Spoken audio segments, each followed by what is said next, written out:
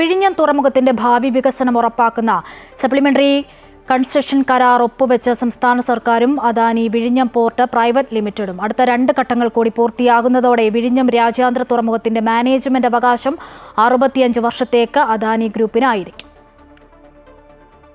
വിഴിഞ്ഞം അന്താരാഷ്ട്ര തുറമുഖ പദ്ധതിയുടെ 2, 3, 4 ഘട്ടങ്ങളുടെ വികസനത്തിന് 10,000 കോടി രൂപയുടെ ചിലവാണ് അദാനി കമ്പനി വഹിക്കുന്നത്.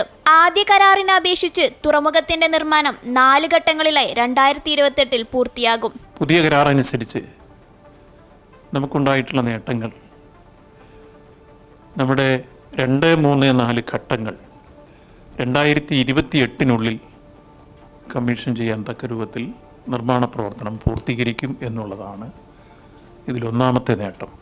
നമുക്ക് വരുമാനം 2034 മുതൽ ലഭിച്ചു തുടങ്ങുകയും ചെയ്യും എന്നുള്ളതാണ് ഇപ്പോഴത്തെ കരാറിൻ്റെ സവിശേഷത. അത് നമുക്ക് കുറേ കൂടി ആദായകരവും നമുക്ക് ലാഭകരവുമായി മാറുന്നു. 2045 വരെ കാത്തിരിക്കേണ്ടതില്ല.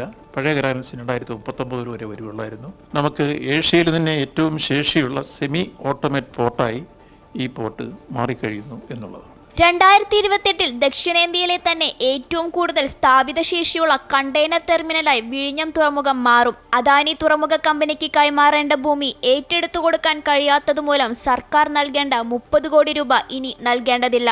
കൂടാതെ സർക്കാരിന്റെ VGF വിഹിതം 365.10 കോടി രൂപയായി കുറച്ചു. അമൃത ന്യൂസ്, തിരുവനന്തപുരം.